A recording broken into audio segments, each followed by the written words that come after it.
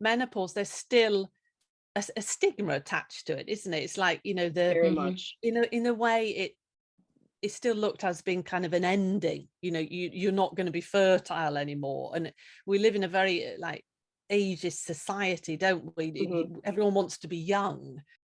Hi, everyone. This is Raquel. Hi, and this is Jennifer. Welcome to Madness Cafe. This is a feminist podcast where we talk about women's issues, politics, and health and wellness. And where those issues intersect.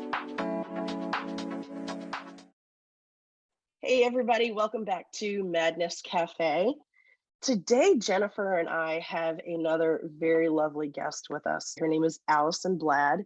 Alison is a registered nutritional therapist and beauty therapist living in the wilds of Sweden after falling for the charms of a Viking man. Having worked in the health and wellness industry for over 30 years, specializing in menopausal women's health, she now runs her own online clinic, helping women worldwide manage the negative symptoms of menopause. Her mission is to support her clients with bespoke changes to diet, health, and lifestyle so they can harness their hormones and get their confidence and sparkle back. She believes that all women, no matter what age, deserve to reclaim their health and feel great. Life is too short to suffer symptoms that hold you back. Every woman has the right to feel and look amazing in midlife. She supports time-poor, busy midlife women who are stressed, depressed, have gained weight, and have lost their confidence, amongst other things. When not at work, she enjoys spending time with her family, cooking, being in the kitchen, and experimenting with new recipe ideas. She is also a keen scuba diver, golfer, hiker, beekeeper, and enjoys being in the great outdoors. Oh my gosh, Alison, you are a very well-rounded woman. Thank you so much for being here on Madness Cafe. It's a pleasure. Thank you so much for having me on your podcast. I just want to know everything about beekeeping, but since it's not about that, what led you to become a nutritional therapist, and what led you to work with women in menopause specifically? Yeah, I think my journey actually started when I was a teenager in really getting interested in hormones, because when I was in my early teens, I developed very bad acne. And being a teenager is a difficult time anyway, isn't it? Absolutely. Hormones, and you're very self-conscious. It's a difficult time. But on top of that, I developed quite bad acne, and that really knocked my self-confidence, and it was just tough. And I decided then that I didn't want to take medication. I wanted to know why this was happening to me. So I started kind of reading up about nutrition. I wanted to learn about what hormones and what was going on in my body. And I started really being very aware of what I was eating and what I was doing. And I saw such a change in my skin. So from then, and my knowledge of hormones at quite a young age, I then became an esthetician. So I started working, on, if you can say, on the outside, really, with skin treatments. And I specialized in women that had hormonal problems with their skin. So this automatically led me to perimenopausal, menopausal women, because they're a group of women that are neglected, really. And unfortunately, you can develop acne when you get into perimenopause. All of a sudden your skin can really flare up. And it's hormonal, like puberty. That's when I started working with women with hormonal problems. And I very soon came to realize that you had to, not only do you treat the skin from the outside, but to really get the results, you needed to work on the inside as well. So that's when I went back to university and studied nutritional science and became a nutritional therapist. And I predominantly, work now with nutritional therapy, lifestyle, and mindset to work on all the different, perimenopausal, menopausal symptoms or problems that women can have, because it is a group of women that, we're quite neglected, really. We need a lot of support, but it's not spoke about as much as it should be, perimenopause and menopause. And there's still quite a high percentage of women that don't even really understand what menopause is, especially perimenopause. I'd say most women, to be perfectly honest. I agree. What is the first thing or the first topic that you bring up with a prospective client when trying to help them with their symptoms? What I work very individually with my clients. I work with what we call functional medicine, and that is where you really get down to the root cause. You look at the whole person. So when I'm working with a client, I will do a very in-depth health questionnaire with them, and we go back to their childhood and really look at what's happened in their life, why they're feeling like they're feeling at the moment. So it tends to really depend on the person, really allowing them to speak and tell me how they feel, because a lot of women, when they come to me, they're very stressed, they're very overwhelmed, and they just need someone to support them.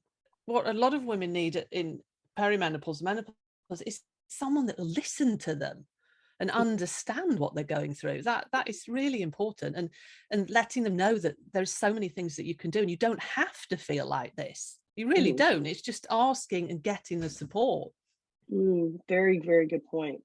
I like that you say that you take a holistic approach to it, that you really do kind of delve back into pretty much everything that's going on with a woman, everything that could have led to why they're in the state that they're in when they come to you. Mm. Yeah, I mean, it's fascinating I do something called a timeline. And Mhm. that's basically when you go back to even to when the person was born. Were they cesarean? Were they born naturally? Because that affects, for one thing, it can affect the gut microbiome. If you're Oh. born naturally, you naturally get in through having a vaginal birth. The baby gets in bacteria, which helps to colonize the bacteria in the intestine. So, I mean, the human body is a fantastic thing, and Mm. everything is done for a purpose.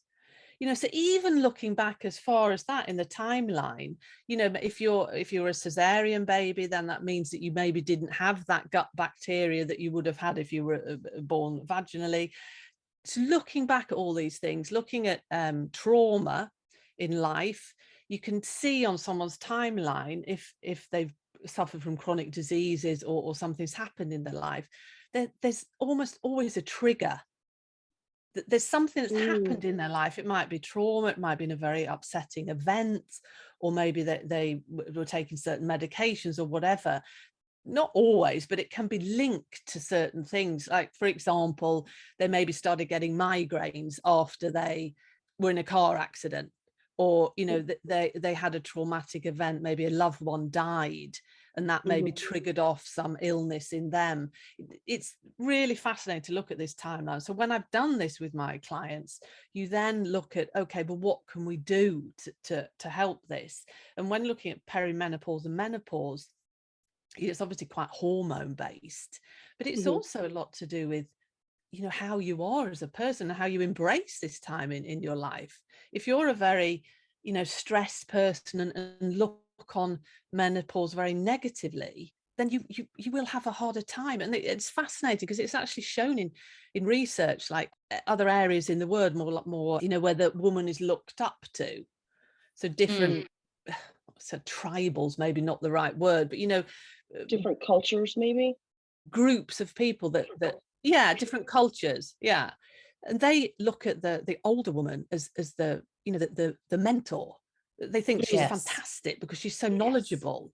And The when these women go matriarch. through menopause, because yeah, the matriarch, thank you, that's the word I was looking for. They look up to this woman because she's so knowledgeable, and she's been through so much in her life, and going through the menopause is celebrated.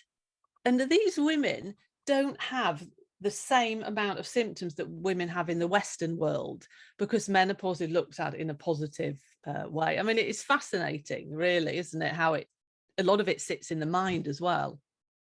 Or even if they had symptoms, they would be able to talk about them in public and get help with them. Whereas it seems like in our culture, there's a lot of shame and hiding it, and no one wants to admit to the fact that they're having menopausal symptoms because menopause means you're old. I don't know. Mhm. Or nobody wants to talk about, anything that has to do with reproduction, you know, True. unless it's, "Oh, you're having a baby." But then nobody wants to delve too much into that either. Like, nobody wants to get into too many details about that. No, I think it's true what you say. The menopause, there's still a stigma attached to it, isn't it? It's like, the Very Mhm. much. in a way it's still looked as being kind of an ending. You're not going to be fertile anymore, and we live in a very like ageist society, don't we? Hmm. Everyone wants to be young, so Yep. I think especially for women it's even worse society. When a woman becomes older, you know th- that's kind of it. People, you think, well, I can't produce children anymore. My skin's, maybe I'm getting facial lines or what.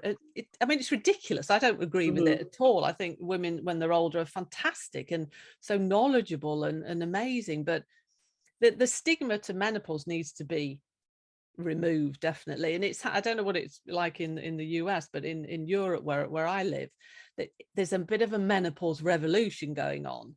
And Good. women aren't, Yes. yeah, they really, it's moving quite quickly now, and women just have had enough, and they Yeah. want the support, and they're really getting quite knowledgeable on menopause. And there's policies coming in, menopause in the workplace. So a lot of big companies realize now that they have to support their female workers, because Hmm.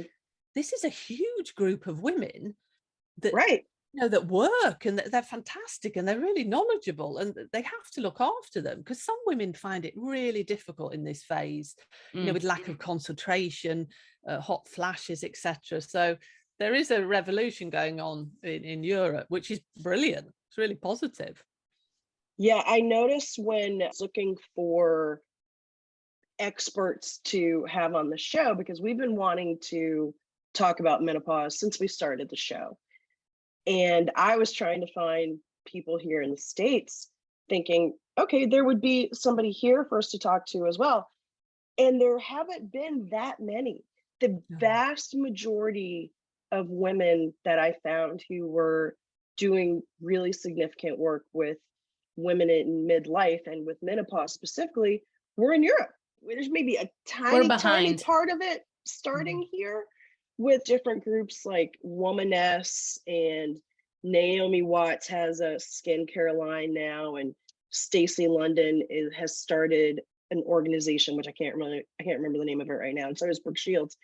But that's basically it for right now. So we're really behind you guys. So we're definitely looking to y'all for how to, or at least Jennifer and I are For anyway, help. for Help how to us. do this. Yeah, for to help us get through this and to help us figure out how we can get the message out to women here in the States and people in their lives who love them, that menopause and all things associated with it aren't an ending of life, it's into a new phase, and Exactly. you just have to live a little differently. Mm. It's a new beginning, isn't it? And I mean, it's a totally natural process. I think it has to be, it's not a disease. Every single Right. woman in the world will go through menopause, and it's just another phase in life. Like Mhm. puberty, you go through puberty and you come into another phase. If you've had children, pregnancy, and it's just the wonderful years of life, isn't it? And there's nothing that we can do to stop it yet. I mean, I'm sure that there will be in the future, won't there? There might There'll be. be something that we'll be able to keep our ovaries forever, but at the moment we can't, and it shouldn't be celebrated. It's just a new phase. Well, when you have a client that comes to you and they're feeling like menopause is the end of their life or their productivity or whatever it is, what are some things that you do to help the client reframe that message? First of all, I will let them talk to me and tell them exactly how they're feeling. And then I think what women need is knowledge. So once you explain exactly what is happening to their body, because a lot of it is you get brain fog, lack of concentration, depression, feeling anxious all the time. Estrogen is what we call a mother hormone. It really is. It's not just a sex hormone. It's needed for virtually every single process in the body. I don't think many people realize that. It's a really Right. important hormone. And when that starts to fluctuate and decline, that's when you start feeling terrible. Not everyone, but some women.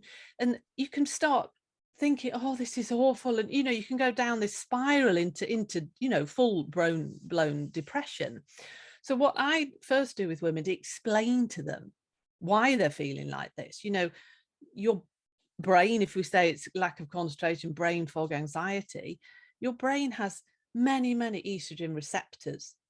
And when you haven't got the estrogen that you had, your brain needs estrogen to function properly. So it's not so surprising when you haven't got that estrogen that you start feeling terrible.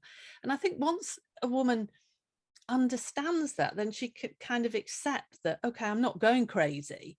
There is actually a reason for why I feel like this. And then offering them the support with nutrition, really sorting their nutrition out, because that can play, a huge part on how you feel and how your hormones are working. Looking at lifestyle, what you're doing in your life, again, that can really play a big part of it.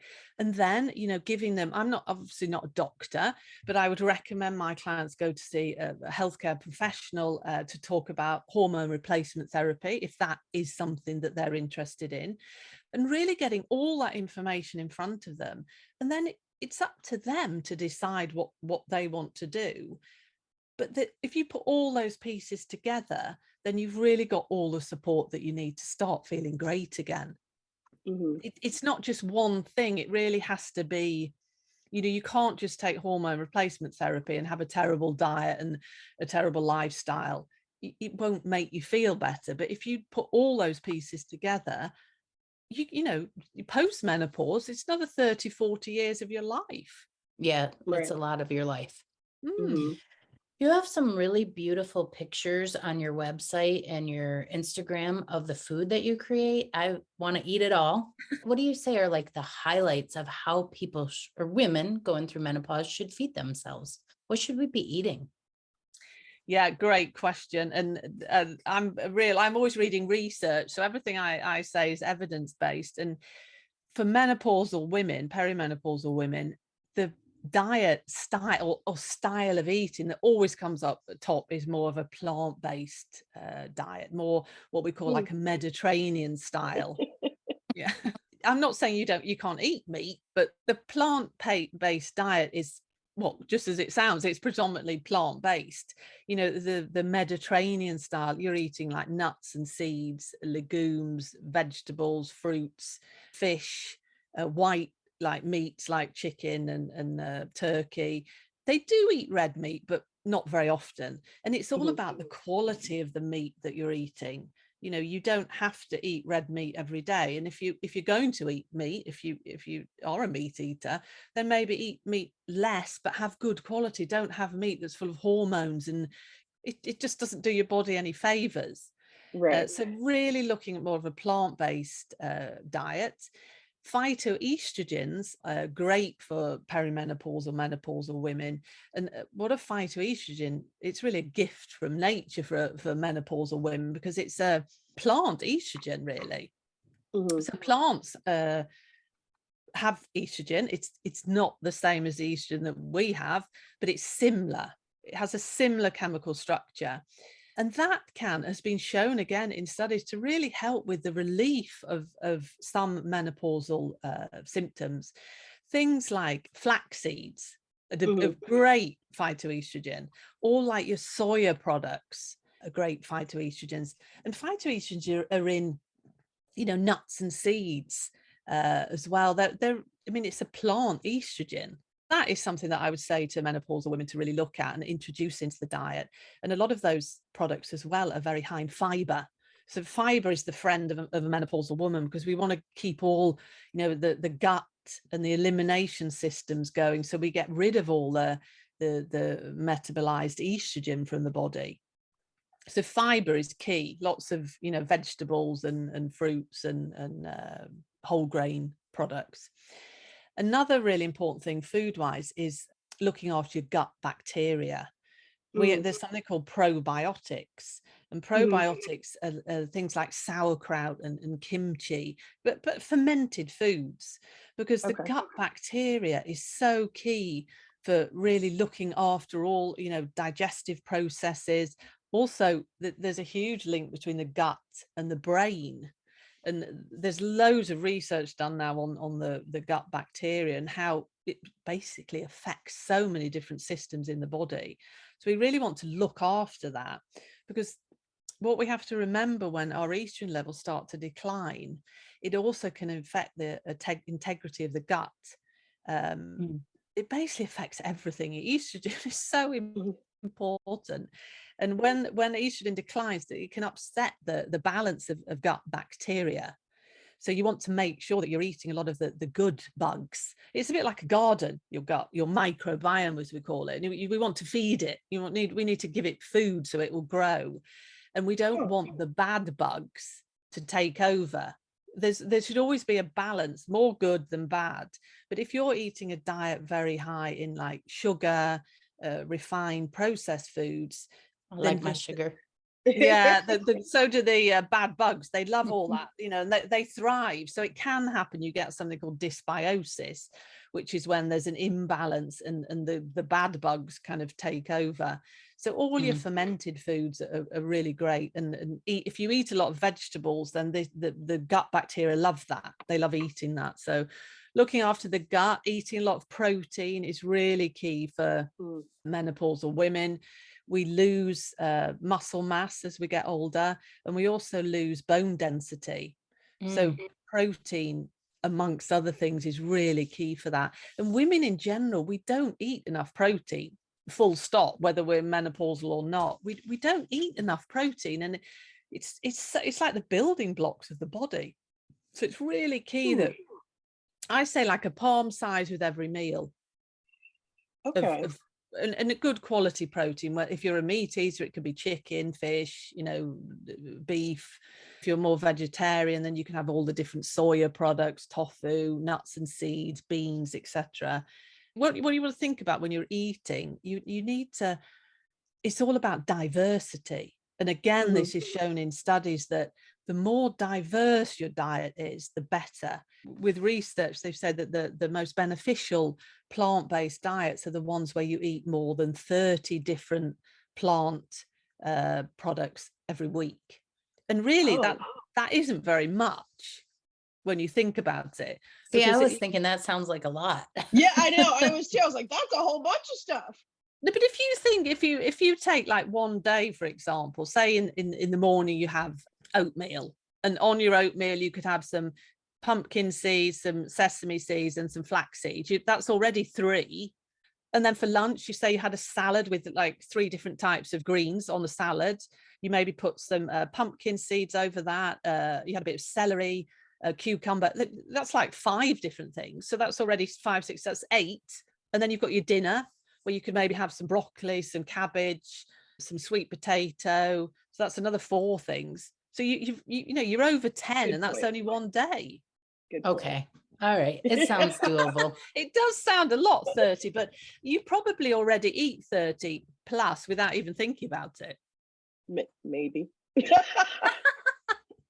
I think it's easy that we get stuck, don't we? We know what we eat and it's easy, and we tend to always eat the same things, and our bodies love diversity. So when you go shopping, if you see a vegetable and you think, oh, what's that? I haven't eaten that. Just buy it and try it, because especially the gut bacteria, they love new things, new different sorts of fiber and vegetables. So diversity is key as well. It's really, really important. And also when you're eating, it's, as we get older, it's very common that we feel, around the middle area. We have due to estrogen again, we have the fat kind of redistributes in different parts of the body. We've all noticed that. Yeah. It's there. It changes, we've all doesn't it? talked about it. It does. Yeah. You go from a pear shape to an apple. It all collects around the middle area. Yeah, So I have a whole bakery around my middle right now, I think. Raquel. Okay, sorry. I take it back. It's not a whole bakery. It is. I mean, in a lot of my clients, when they come to me, that that is one of the reasons that they're just like, what's going on? I'm eating the same as I did. I'm exercising the same, but I've just got this tire that's come around the middle. And what you have to remember is that, unfortunately, you can't get away with eating what you ate when you were younger, because estrogen has such a huge effect on the metabolism of the body. So you have to think of portion control. You know, when you're 20, 25, not everyone, but you can, you know, you burn a lot more, you're more active, you can eat larger portions. But when you get to 40, 50, 60, you can't do that anymore because of the metabolic changes in the body. So you really have to think of what is on your plate and think of portion control. And studies as well are coming out now that we basically eat too much. I mean, Yeah, for sure. Constantly eating, we're constantly grazing all the time, and our bodies weren't made for that. You know, you don't need to eat all the time. I have about 12 follow-up questions from what you said, so I'll try to stick to one. Hormone replacement therapy, getting estrogen and maybe some progesterone back in the body, does that help then with the metabolism slowing down if you were to go on hormone therapy? Hormone replacement therapy is very individual. It's something that you would need to talk to your doctor about, but it can help. If it's right for you, it's not right for everyone. What estrogen does, it has many effects on metabolism. It has an effects on insulin sensitivity, blood sugar balance, you know, all of those things that we need for weight management.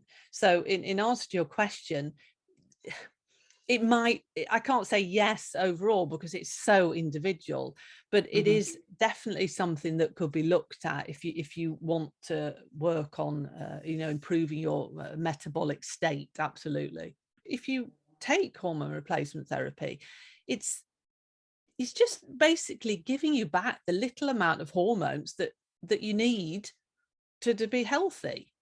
They're trying to change that. I don't know, again, I don't know if it's the same in the US, but they're really trying to change that, like hormone replacement therapy. There's a lot of, you know, we're not replacing anything.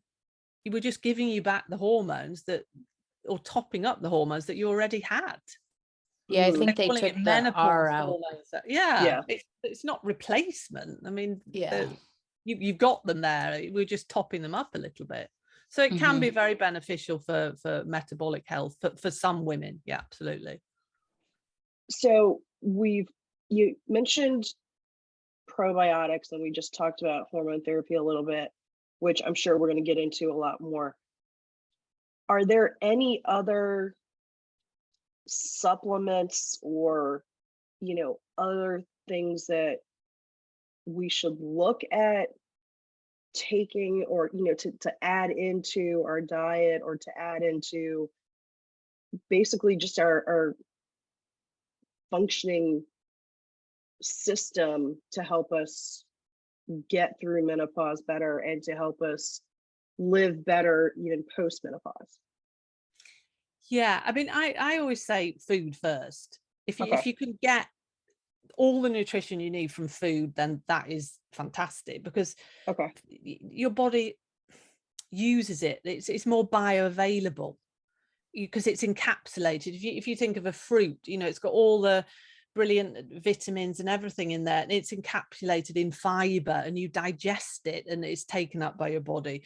Whereas when you take a supplement, you know, it's just that specific thing, and your body doesn't always, again, it depends on the quality of the supplement, but it can, if you're taking a lot of supplements, you know, it can be a stress on the body because it all has to be go through the liver.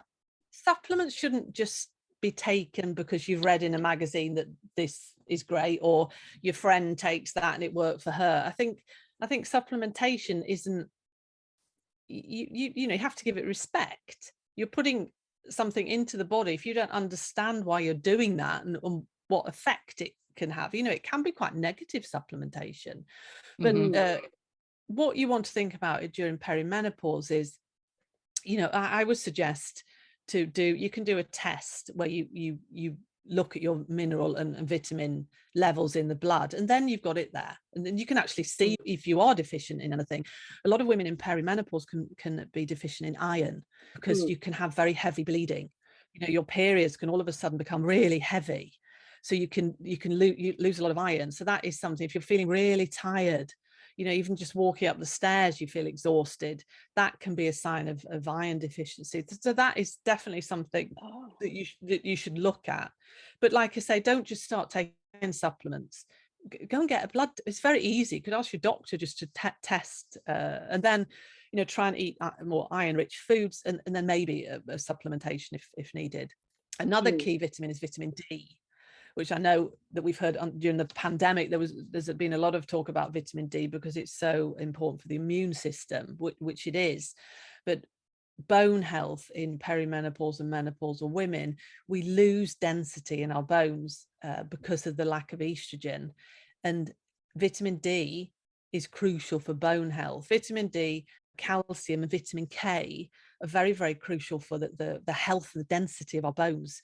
So that is definitely something that you need to look at, either getting from food, or, you know, look at the levels, get your levels tested, and then maybe, you know, talk to your doctor. Do I need to start taking any supplementation? Because bone health is really, really key, and it's kind of that thing that you don't realize until, you know, God forbid, if you had a fall when you were older, you know, you maybe would fracture something, because our bones really do become less dense. Strength training, talking about bone health, crucial for perimenopausal women, because you need to keep the bones strong. So every perimenopausal and menopausal woman should do some sort of lifting. Crucial. I'd say to all my clients, you have to lift things, otherwise you're not going to keep your bone density. There's some like non-negotiables, and that's one of them. You don't have to go to the gym and do like a 2-hour workout every day. Just find something that works for you, really. That's a good point. You don't need something outside of your own atmosphere. You know, you can do things in your home. You can pick up a stack of books, or pick up a couple of jugs of milk, or whatever. I mean, there's things that you can do, like what you were saying with your diet too. You don't have to go out necessarily outside of food sources. You can get these things with your food. Yeah. So that's a good way to look at it. We have what we need already. We just need to utilize them. And it doesn't have to be difficult. I'm very realistic that we're all very busy. Just finding something in, you know, like you were saying, lifting some books. Or what I've got in the kitchen is I've just got a pair of like dumbbells. It's fascinating. I mean, this is a completely different conversation, but habits, you know, how you can create new habits. And what I have, when I put the kettle on, I'm British, you know, I drink tea all the time. I have my dumbbells by the kettle. So every time I'm waiting for the kettle to boil, I pick them up and just lift them. And okay, it might only be for 3 minutes or whatever. But if you do that like a few times a day, every day, you know, it mounts up. That's so great. Things, doing them often. Yeah, that's a great idea. If you're trying to create a new habit, if you attach it to an old habit, like my going to put the kettle on, you don't even think about it. And that is already a habit. So if I attach this lifting dumbbells to a habit that's already formed, it's easier for the new habit to form. Like brushing your teeth. We all brush our teeth, don't we, without even thinking about it. So that's a good one to attach something to that you're trying to do. Oh, so interesting. Yeah. So all of your beautiful recipes, all of your very wise information about food and diet is well received by me. And yet I worry just slightly for myself and for some members of the audience, because we've had so much diet culture kind of shoved down our throats, which for me leads to my own form of body dysmorphia. And I've really tried to dismantle that over the last several years. What is the difference of diet for menopause and like a fad diet? What are the differences of those kind of things? Yeah, that's such a wonderful question, because I try not to use the word diet. It's more you know, the way you eat is a lifestyle, and it's something that you have to do forever. A fad diet is something that is more, I'm going to do this for 2 months, I want to lose weight, or whatever. I mean, it can be done for many different reasons. And most fad diets are very like strict, aren't they? That you can only really eat this way. You're not allowed to eat this, but normally quite restrictive. And it's done for a period of time, because a lot of fad diets as well is, because they're so restrictive, you could well be lacking vitamins and minerals and nutrients that you need. Right. And then you can't sustain eating that way long term. It's all, I mean, a lot of fad diets are for weight loss, aren't they? And Yes. you eat this way and you'll lose weight. And a lot of them are so restrictive that you probably will lose weight because you're not eating very many calories, but you can't sustain eating like that, and it's not enjoyable, and you're hungry and you're irritable and you're not enjoying life. Right. And then when you get to the end of 3 months or however long you've been doing it, you'll think that was horrible. And then you'll just start, it can trigger off, that you'll think, oh, I'm just starving now and I want to eat. And you'll start eating, and you'll probably eat more. And a lot of people find when they've been on fad diets that they put the weight back on that they had and more. Yeah, plus some. Yeah. Yep. So that isn't it. It's a style of it. It's a lifestyle they have to think. And you basically just have to eat. I'm going to look after my body and I'm going to eat healthily. That's how you should think. And eating foods that nourish your body rather than eating foods that don't. It doesn't have to be more complicated than that. I mean, all the processed, refined foods that are so, they're everywhere, aren't they? That really that have a list of 20, 30 ingredients. Half of the ingredients you can't even pronounce. They aren't foods. That most of them are totally void of nutrition. What you want to think about is looking at a food and knowing what it is, and making food at home. And I'm not saying you need to make huge fancy meals, but just eating real food every day. And that's how human beings should eat. All these different sorts of diets. I'm not saying there's anything wrong with them, but a lot of people find it hard to sustain a diet when it's restrictive. And let's face it, eating is wonderful, isn't it? It's delicious. It's a pleasure. And it should be like that. It's just that we have to think about taking away all these, what I call toxic foods that are being sold in the world, because they're not nutritious for the body, and they cause inflammation in the body, and you put weight on, you feel terrible. I mean, there's a lot of functional medicine doctors that are saying that a lot of chronic disease is one of the reasons is due to the processed foods and the toxic food chain that we're living in at the moment. And if you think of the food environment, when you go out, wherever you go, there's just food everywhere, isn't there? Oh yes. Everywhere. I really food. like, well, yeah, a lot of fake food. I really like what you were talking about, Allison, of, say, when you go to the grocery store and you see a vegetable that either you haven't seen before or you've seen it but you've not tried it before, to just get it. Just see what it's like. I mean, we, get on the Google and figure out how to make it and then just try it out. I mean, it kind of becomes almost like a game. It's a way to sort of trick yourself into trying something new, and you start to get excited about it. Yeah, and it's probably delicious, and you'll think, why didn't I eat that before? That was wonderful. I'm going to buy that again. Yeah, I like that. I think if we talk about food and nutrition and supporting the health of our bodies from that standpoint,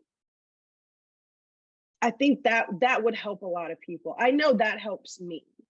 I mean, I go through phases where I'm like, oh, well, I'm going to try something new at the grocery store today or whatever. And then, of course, I get distracted and forget about it. But just like everybody, but when you think about it of, hey, I get to try something new. I'm going to see what crazy thing I can find at the grocery store. I'm going to go to a grocery store I don't normally go to, or go to a farmer's market and find something new. Then you start to get excited about it. And then you realize after a while, you're like, oh, I'm eating healthier than I was before. I'm starting to feel better. Yeah. It should be enjoyable, shouldn't it? It should be fun. I mean, that's a Yeah. great thing to do. Even, okay, you don't have to go mad in the beginning, but you could say every month, I'm going to try 2 new foods every Mhm. month. And Yeah. you maybe have to kind of push yourself a little bit out of your comfort zone. You think, oh, I don't know what that is and I don't know how to cook it.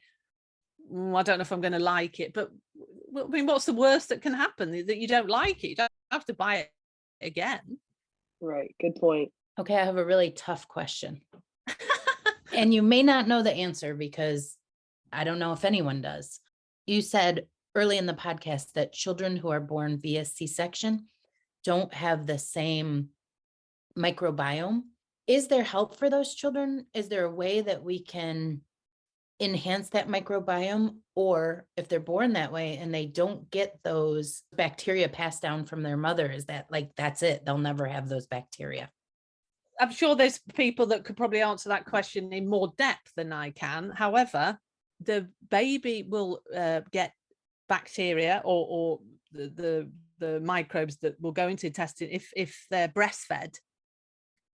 So even if a baby was born from C-section and it's breastfed, that is very positive because that will help with the gut bacteria.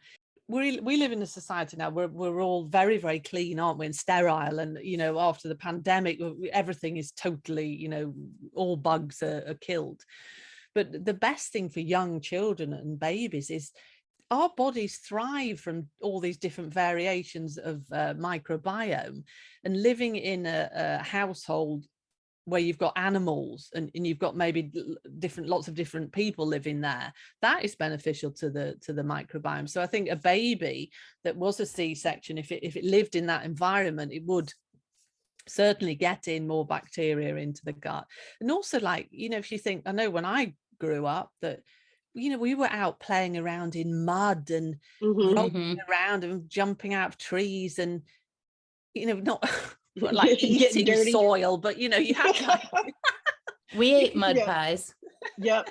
Well, I tried to force my brother to eat mud pies, but yeah, which, I mean, we might laugh, but all that is all really good for like the colonization of the intestinal tract, whereas children these days don't do that everything is very sterile. I think, let your dog jump around and live on in an area and be outside and run around in nature. It's great for our intestinal tract.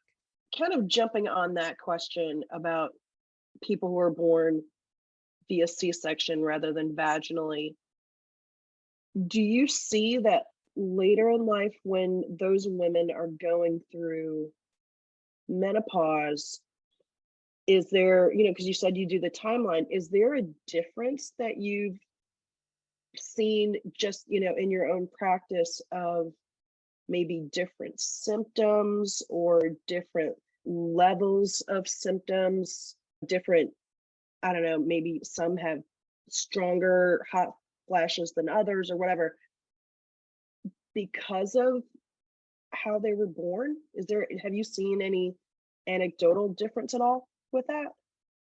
I think there's so many different factors that come into play when you've got all your symptoms going on in perimenopause. But all I can say is that what I have seen is when we're talking about, because it's like gut health, women, not all women, but you can see that some women that have been a C-section, that they don't have their gut bacteria and they have more gut issues in later life than somebody that was born naturally.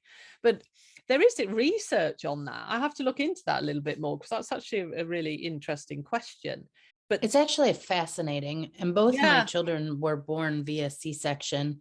And this conversation is helping me out a lot because my oldest child actually does have digestive issues. She always has.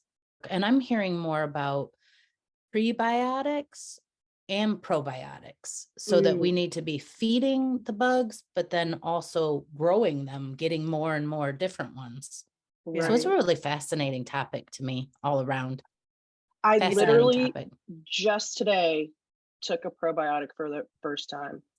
Yeah, So, Raquel. so I have no results to show at this point because it literally today was the first time that I took It one. takes a while. So it does take a while, but I've been hearing so much about prebiotics, probiotics, the quality of the probiotics, and how all of this, like you're saying, Allison, help with the gut health. And then that also helps with the transition through to menopause. I will have to report back in, I don't know, how long does it take normally to see results from taking probiotics? I mean, I guess Yeah, everybody's different, but yeah. I mean, I would say give it at least 3 months, 3 okay. to 4 months. And think Okay. about, do you eat fermented foods as well? Do you eat like your sauerkraut and your kimchi and Sometimes I go through phases where I'll eat more of it. Right. Lately, I haven't eaten very much of it. because it's Eat good up. to I know, get right? that in as well. You know, Okay. get your fermented foods in, and then you know your prebiotic foods, because the Okay. probiotics are the actual bacteria, but they Okay. thrive off that, you know, they need something to eat, and they need your Okay. prebiotic foods, which is really basically fiber, you know, and a Okay. lot of things like asparagus is a wonderful prebiotic. Okay. So all your vegetables, all your lovely fibrous vegetables, your gut Okay. bugs just thrive off that. Okay. Cool. And luckily, I really like vegetables, so Brilliant. I'm good. I'm good there. Yeah. You mentioned earlier when we were talking about this topic that the gut microbiome is connected to the brain. How does that work? Yeah, I mean the research that's coming out now on there's so many papers coming out, so we're really starting to understand the connections with other parts of the body as well. But what the microbiome does in the body is it's key to the immune system. But a lot of the immune system sits in the gut, which a lot of people don't realize, you know, and it's all related to the brain. So, you know, any sort of messages that come from the gut, we have something called the vagus nerve, and the vagus nerve is one of the biggest nerves, and it comes from the brain down to the gut, and this is, you know, sends signals all predominantly from the brain to the gut. But if the gut's feeling, if you're feeling, you know, I don't know, I'm unhappy, you know, it goes to the brain. Or this, you know, if you're feeling anxious, then you feel it in your gut. I mean, that expression of gut feeling, you know, you feel things, don't you, in your gut, and Right. it affects the brain, and that's down to the vagus nerve. And the gut bacteria in there keeps everything in balance and keeps the immune system in homeostasis, as we say, in balance. So when that becomes unbalanced and the gut bugs aren't happy, that, you know, sends signal to the brain that the gut, there's something going on down there, and it just triggers off a reaction of, maybe it's anxiety, maybe irritation. And one of the things, obviously there's many other things that come into play when you're feeling anxious, but that could be one of the things. I think that people don't realize that how your digestion, your gut is feeling, how that affects how you feel as a person. That is just fascinating. I could talk about it all day. Yeah, it Yeah. is. The microbiome is, and another thing, now I'm getting really nerdy, but there's so many different strains of these bacteria. I mean, the most of them are totally unpronounceable. You know, when I do testing with some clients, we can do stool testing, and you get like a complete rundown of all the gut bacteria and the ones that may be out of balance, you know, any like overgrowth there. And then what you can do is you can actually give them or recommend the specific probiotic strains to this client that they need, because the majority of probiotics that you buy, it's just a range, you know, a mixture of different ones, which is also very good, but you can really tailor it to specifically what the client needs as well, depending on their problems. It's fascinating. Yeah. Wow. I'm amazed that there's so much that we can do ourselves to not just to heal our bodies, but to keep our bodies functioning well.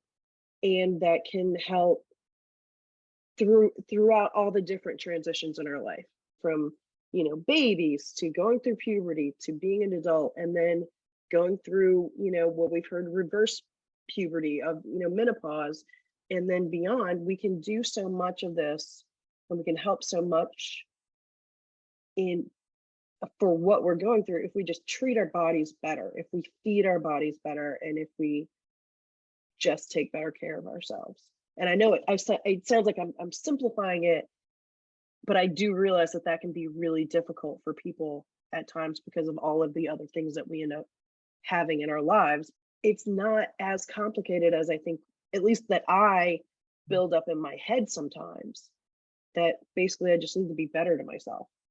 Yeah, well said. I mean, it doesn't have to be complicated, and you just have to think, I choose to look after my body. I'm not going to eat that because it isn't going to make me feel good, and it isn't good for my body. You just have to get in that mindset, and it doesn't have to be complicated. You don't have to suddenly, throw all the contents of your kitchen and buy all these new foods. You don't have to do that. It's you have to just think, I want to look after my body, and I choose not to eat those processed refined foods. I'm going to now look after my body and eat whole foods. And it's not more expensive. You don't have to suddenly start spending loads more money on food. It's just making the choice that you're going to look after yourself. I keep coming back to this, but we hear so much in the media about kind of fear mongering about menopause, because we don't know. There's so much we just don't know because we don't talk about it. Yeah. And talking to you today, Alison, is making me realize that it doesn't have to be scary. I mean, it'll be inconvenient for a little while, and maybe kind of a pain in the ass every once in a while, but I mean, what part of life isn't, right? So it isn't going to kill us to go through menopause. Just treat ourselves better, and maybe the transition won't be as traumatic as society keeps telling us that it's maybe supposed to be. Like I've said, it's a totally natural process, and it doesn't have to be traumatic. And I totally agree with you. I think it's become that because lack of knowledge. There's so much negativity around menopause, isn't it? When we talk about menopause, we talk about all the horrible symptoms, and you can't do that, and you can't be doing this, and whereas there's lots of positive things about it as well. I mean, no more periods. Yeah. Yep, that's a definite positive right there. Sex without pregnant, having to worry about getting pregnant. There you go. I'm down for that. Alison, was there anything you wanted to tell our audience that we didn't give you a chance or didn't ask you about?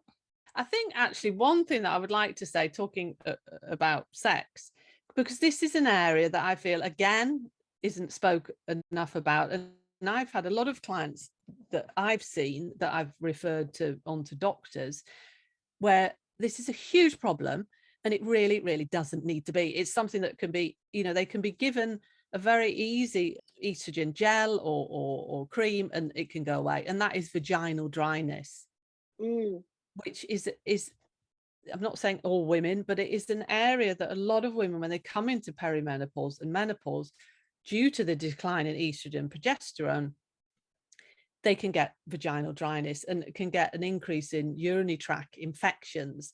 And again, that is down to the lack of estrogen, the lack of lubrication, the thinning of the skin. I mean, it's heartbreaking because some of these women are really in pain.